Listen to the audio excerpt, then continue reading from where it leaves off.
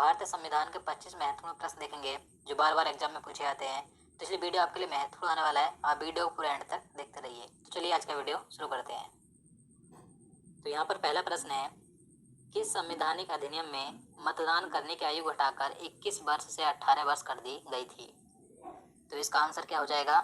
Option B हो जाएगा 61वां संशोधन अधिनियम के द्वारा। भारतीय नागरिकता किसके द्वारा दी जाती है? तो देखिए, भारतीय नागरिकता दी जाती है केंद्रीय गृह मंत्रालय के द्वारा। तो इसका आंसर सी हो जाएगा। भारतीय संविधान के किस अनुच्छेद में विधि के समक्ष समानता का अधिकार दिया गया है? तो देखिए, विधि के समक्ष समानता का अधिकार किस अनुच्छेद में दिया गया है? तो इसका आंसर ऑप्शन बी हो जाएगा अनुच्छेद 14 में। तो भारतीय संविधान के आर्टिकल 14 के अनुसार विधि के समक्ष समानता का अधिकार दिया गया है। निजता का अधिकार किसके अधीन आता है? तो देखिए, जो भारतीय संविधान में निजता का अधिकार दिया गया है तो ये किस अनुच्छेद में है? तो इसका आंसर ऑप्शन सी हो जाएगा अनुच्छेद 21 में। भारतीय संविधान में कितने मौलिक कर्तव्य उल्लिखित हैं? तो देखिए, भारतीय संविधान में मौलिक कर्तव्यों की संख्या कितनी है? तो 11 है। तो इसका आंसर ऑप्शन डी हो जाएगा। भारतीय संविधान के कौन से भाग में मौलिक अधिकारों पर चर्चा की गई है? तो देखिए, भारतीय संविधान में जो मौलिक अधिकार दिए गए हैं तो ये संविधान के किस भाग में है? तो इन्हें भारतीय संविधान के भाग 3 में रखा गया है। तो इसका आंसर सी हो जाएगा।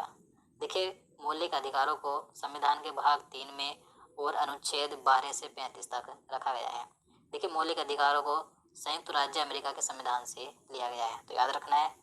इसके बाद नेक्स्ट क्वेश्चन है, भारतीय संविधान के अनुसार संपत्ति का अधिकार कैसा अधिकार है? तो देखिए, आप सभी जानते हैं जो संपत्ति का अधिकार है ये एक पहले मौलिक अधिकार था, लेकिन इस समय ये कानूनी यानी कि वैधिक अधिकार है। तो इसका आंसर सी हो जाएगा। क्वेश्चन नंबर 8 है, निम्नलिखित में से कौन सा मूल अधिकार नहीं है? तो देखिए, इन चारों ऑप्शन में से बताना है कि इनमें से कौन सा मूल अधिकार यानी कि मौलिक अधिकार नहीं है। तो इसका आंसर बी हो जाएगा संपत्ति का अधिकार। अब देखिए, जान लेते हैं कि जो भारतीय संविधान में 6 मौलिक अधिकार दिए गए हैं तो कौन कौन से हैं। तो यहाँ पर सबसे पहले बात करें, देखिए समानता का अधिकार ये मौलिक अधिकार है जिसे कि अनुच्छेद 14 से 18 तक रखा गया है। दूसरा स्वतंत्रता का अधिकार है जो कि अनुच्छेद 19 से 22 तक है। इसके बाद तीसरे शोषण के खिलाफ अधिकार जो कि अनुच्छेद 23 से 24 तक रखे गए हैं।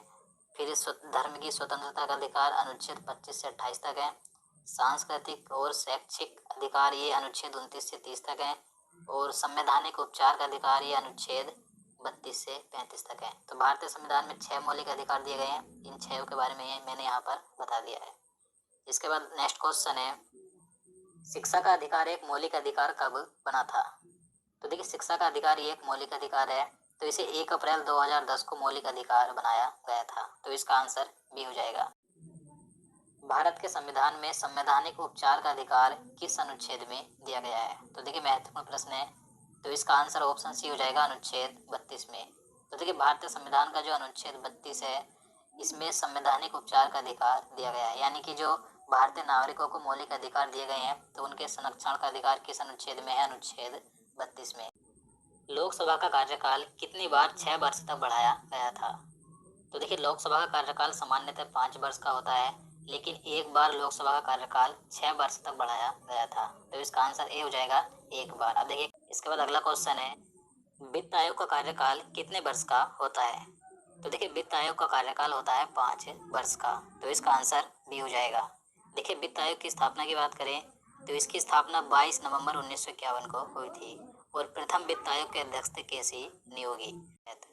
इसके बाद नेक्स्ट क्वेश्चन है, भारत का योजना आयोग किस वर्ष में स्थापित हुआ था? तो देखिए, जो योजना आयोग था इसे वर्ष 1950 में स्थापित किया गया था। तो इसका आंसर सी हो जाएगा।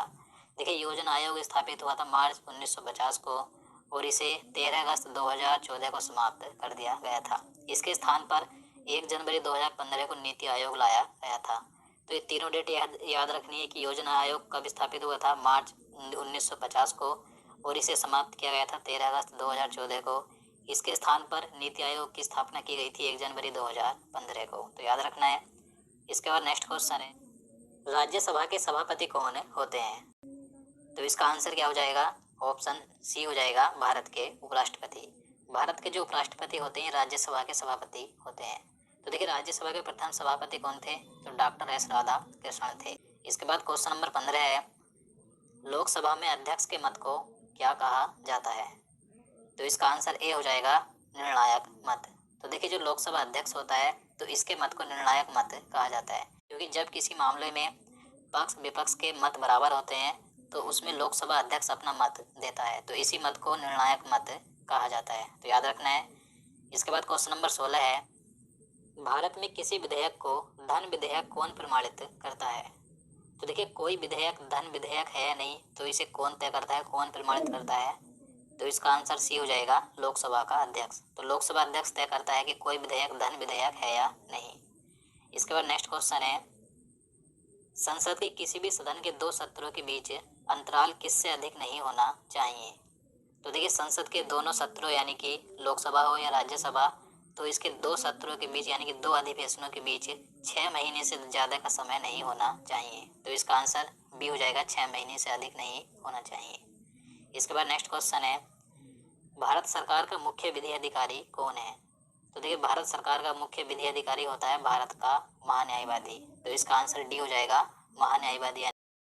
क्वेश्चन नंबर 19 है, लोकसभा अध्यक्ष के रूप में निर्वाचित प्रथम महिला का नाम बताइए। तो देखिए लोकसभा की प्रथम महिला अध्यक्ष कौन थी? तो मीरा कुमार थी। तो इसका आंसर सी हो जाएगा। इनका कार्यकाल 4 जून 2009 से जून 2014 तक था।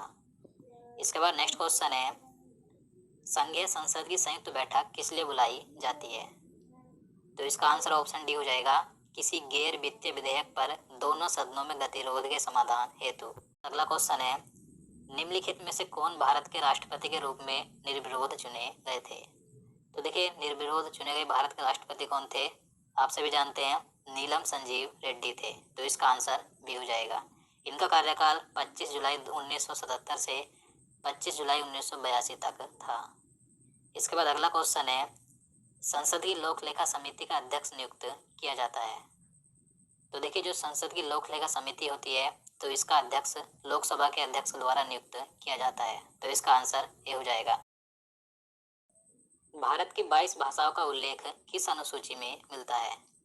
तो देखिए भारतीय संविधान में जो 22 भाषाएं हैं तो इनका उल्लेख किस अनुसूची में किया गया है? तो इसका आंसर बी हो जाएगा, 8वीं अनुसूची में। तो भारतीय संविधान की 8वीं अनुसूची में 22 भाषाओं को रखा गया है। इसके बाद अगला क्वेश्चन है, किस संविधान संशोधन के द्वारा दिल्ली को राष्ट्रीय राजधानी का दर्जा दिया गया था? तो देखिए महत्वपूर्ण प्रश्न है। तो इसका आंसर सी हो जाएगा, 69वें संविधान संशोधन के द्वारा। राज्यसभा के 1/3 सदस्यों के निवृत्त होने की अवधि क्या है?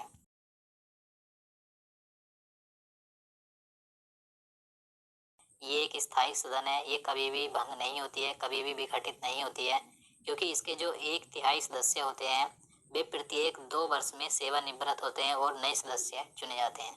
तो इस प्रकार से राज्यसभा कभी भी भंग नहीं होती। तो इसका आंसर ऑप्शन ए हो जाएगा, प्रति 2 वर्ष में राज्यसभा के 1/3 सदस्य सेवानिवृत्त होते हैं।